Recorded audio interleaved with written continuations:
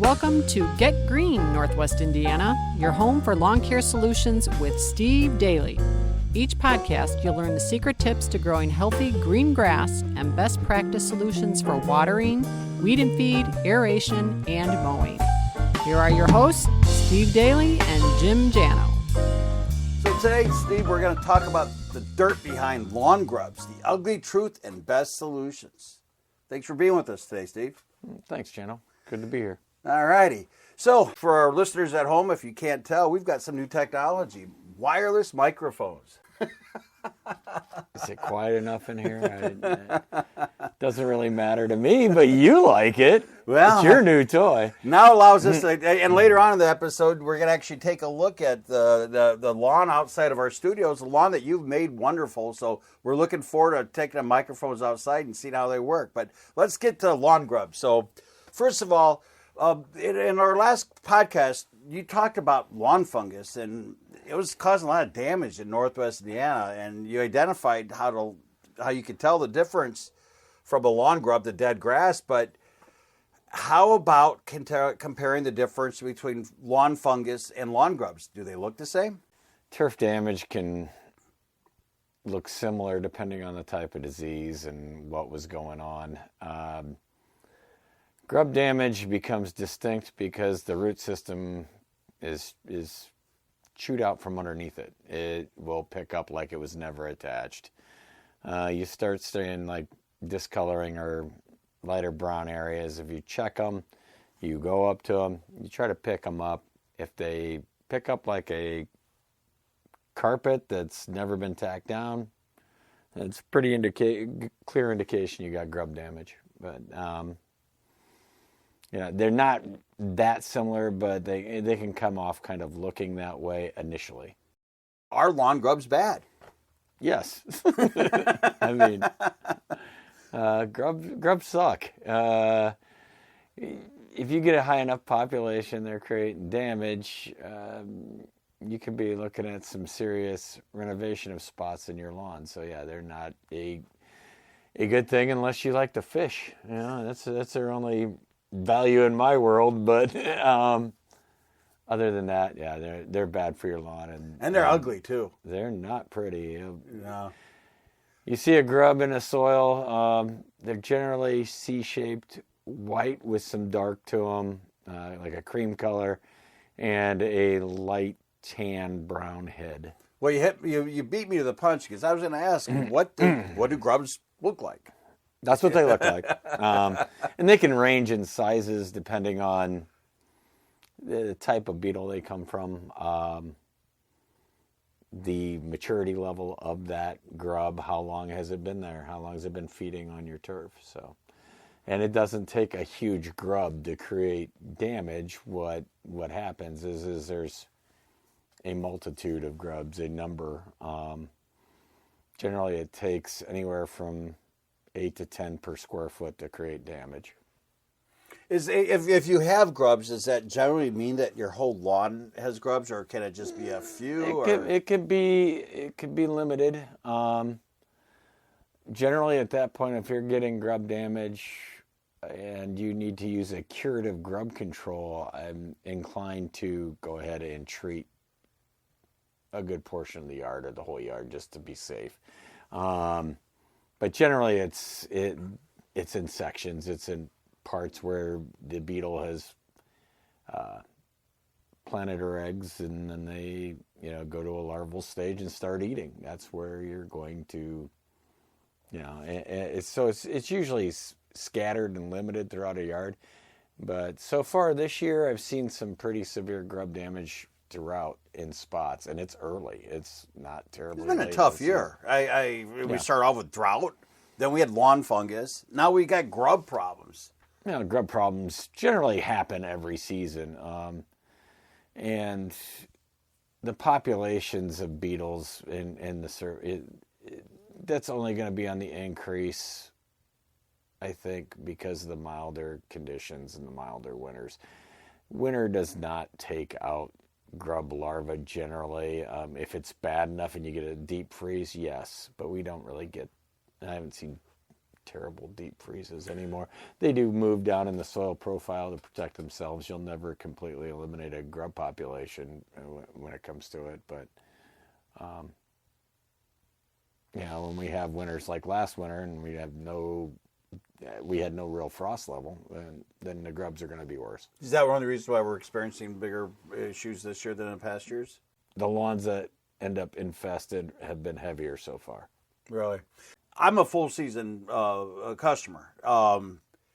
Is that part of the plan, or is that something that you... As far as grub applications and controls, it's part of the plan. I would say probably 70% of our customers roughly do 65 to 70% do grub control.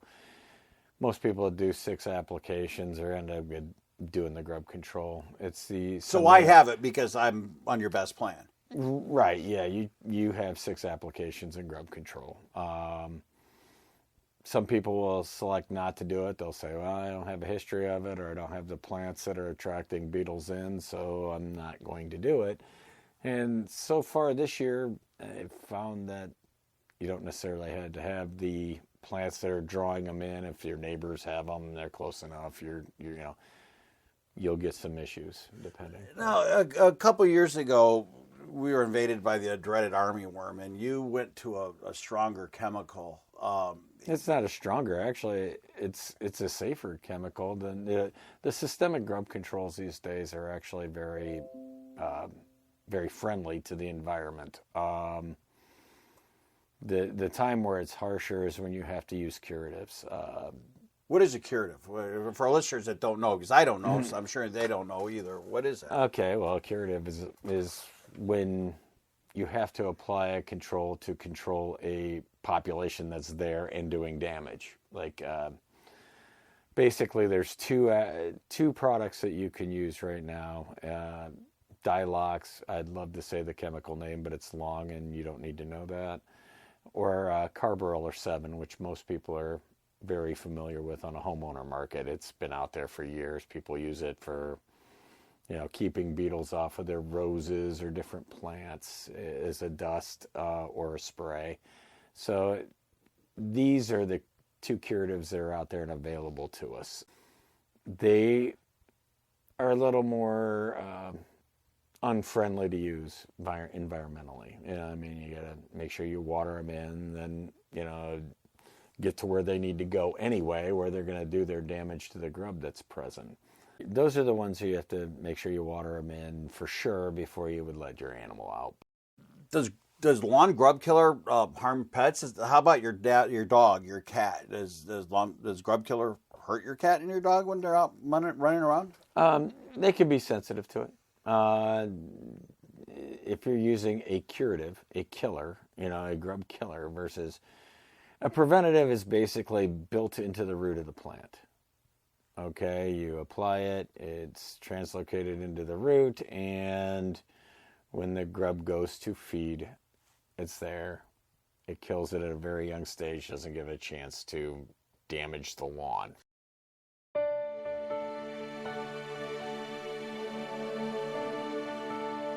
So, Steve, I'm looking forward to this because my yard's looking pretty good, and I'm looking forward to seeing how these wireless transmitters work outside. So, Steve, we're for the viewer, if they don't see it, we're walking outside the studio into my plush green yard that you started that desperately needs mowed. Yeah. And the funny thing about it was a couple years ago, I desperately needed to grow grass, and now I'm kind of tired of cutting my lawn every 4 or 5 days, but it's pretty thick. Yeah, rule of thumb, for healthy turf, never cut off more than 1/3 of the grass plant at one time. You got to get out here this weekend and get this done. It looks great, but you're killing me, man. My wife will make sure it's cut tomorrow morning. So put your wife to work. Does that do what you need? Well, we're back in the studio, and let's get back to grubs.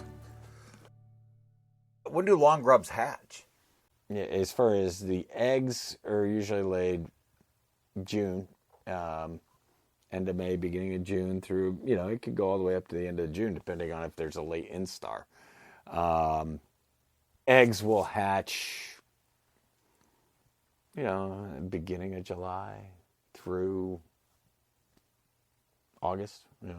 This year the damage was earlier than say last year. Last year I started seeing grub damage probably around October 1st. It was, there was a later batch. This year, it's been early. I started seeing grub damage probably around September 10th. So it just all depends on the way the season goes. Do lawn grubs die in the winter if you don't do anything? Not really, no. They subsurface. They overwinter, and they go down in soil. Then they come up in the spring. In the spring, they're in a pupal stage or pupate stage, and they're not going to do much damage. They don't eat turf really in the spring. They're getting ready to mutate into a beetle. So it's not really something you have to worry about. The damage that happens that we got to worry about happens in the fall. And that's generally what we're looking for. Now, as far as when you start talking about, fall control and curatives for grubs, you can use them up to a certain point. If you get a grub that's a good inch long grub, controlling it with Dilox or Carbaryl 7 is almost impossible because of their size. You can maybe slow them down, but you're not going to kill them. And that's when you use them for fishing bait. Yeah, that's when you use them for fishing bait. And then you just go about your practice of reseeding or whatever. I will run a curative probably. The grubs I'm seeing now range. So there's still small grubs in a lawn where we can get control. So if we can keep damage from happening, we will continue to run the curative probably for another maybe 2 weeks. That'll be about the max that you get out of it. Then you're wasting your time. If our listeners want to learn more about how they can contact you, what is your website? Where can they reach you?